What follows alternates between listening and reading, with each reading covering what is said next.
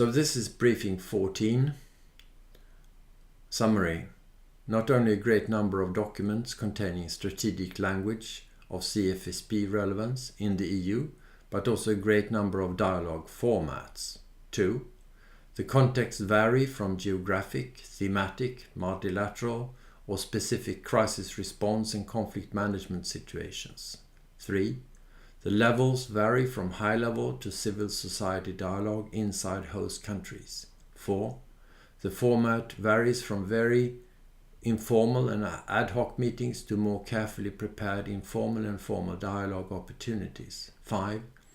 The periodicity varies from regular to ad hoc. 6.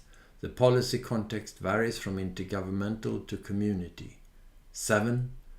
The EU interlocutors vary from appointed formal interlocutors on specific topics to interlocutors with a more general mandate to pursue dialogue.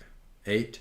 The institutional affiliation of external interlocutors include notably a large number of officials representing internal security and other community policies. 9. The legal basis varies from community to CFSP, or even comparing notes with reference to issues under member state competence. 10. Extremely difficult to pursue a dialogue in a specific context if there is not at the same time an existing strategy for such dialogue. So, again, the global strategy can help. So in the previous recording I outlined some examples of strategy documents which have a relationship to the global strategy. I should perhaps also, and this is what I want to do here, quickly note that there is a huge proliferation of dialogue opportunities inside the EU and with external partners. If you search the External Action Service website for the concept of dialogue, or even more if you search the website of the European Commission, you will typically find both geographically defined dialogue opportunities on different levels, including high-level dialogue opportunities, for instance, with countries such as Turkey.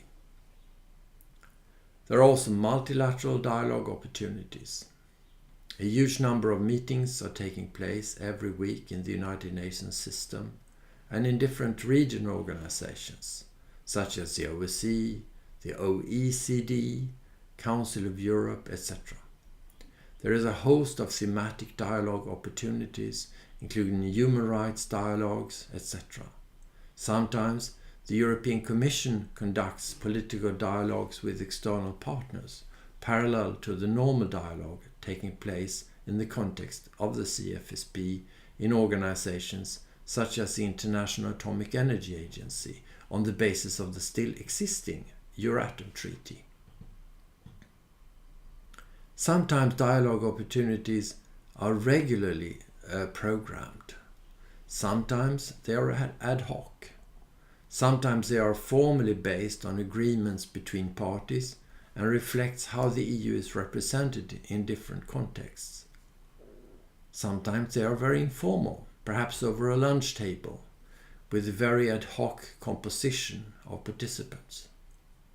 Sometimes the dialogue is very informal, but still the result of a very carefully crafted format after long informal preparations. This can, for instance, be the way to try to promote peace processes in internal conflicts where one or several parties are not recognized as states.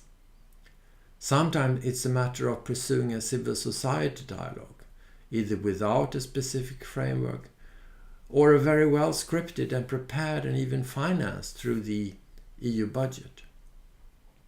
Sometimes there is an effort to work on the governmental level in a host country. Sometimes it means working in the margin of an international meeting, etc.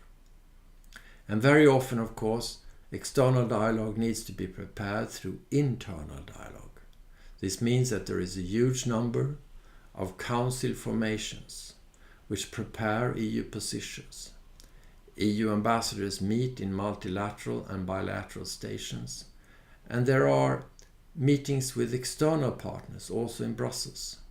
Sometimes like-minded countries meet with the EU representatives ahead of international conferences, etc., in different formats.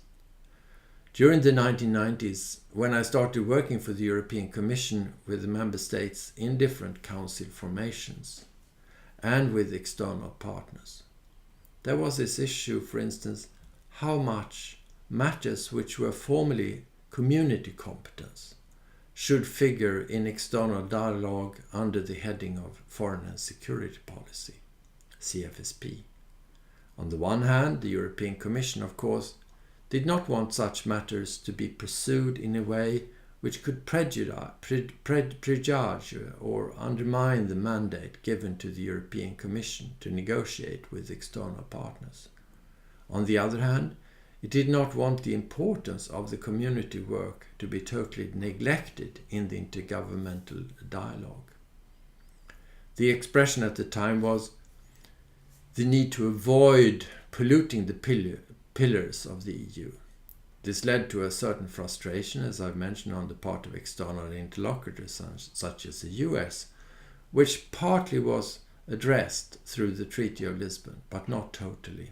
For instance, as I mentioned, the Euratom Treaty is still there and leads to 2 parallel dialogues on the international level with external partners on nuclear matters. Still, under the old treaties, there were many EU statements negotiated in the presence of the Commission representatives, but still in the CFSP format, where the Commission was fully associated, which referred to what the Commission did in the community context. A case in point is, of course, the development assistance or enlargement. Much has happened since, as I mentioned, which makes this issue much less problematic. But we can still see the problem that what has not been negotiated between member states in the intergovernmental format is difficult to deal with in security-related negotiations on the international level. There is still the tendency to treat the community matters more schematically in such contexts, and there is still uncertainty about the format, which may lead to a lack of comprehensiveness in the external dialogue. I say this because it illustrates the need for induction on external dialogue in an increasingly complex web of dialogue formats, including as regards internal security matters.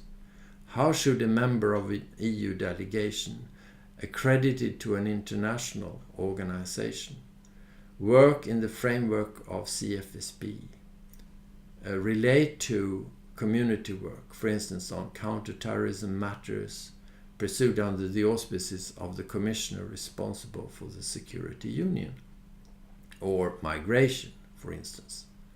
This requires some expertise, or as a minimum some knowledge about how one can find out more about the conditions for such dialogue. How do you avoid getting into difficulties by not knowing who is doing what in external dialogue on such matters? In the end, it remains, therefore, extremely difficult to pursue a dialogue in a specific context if there is not at the same time an existing strategy for such dialogue. And this dialogue should, in order to make the EU interlocutors clear about the context, be explicitly and analytically connected to a global strategy.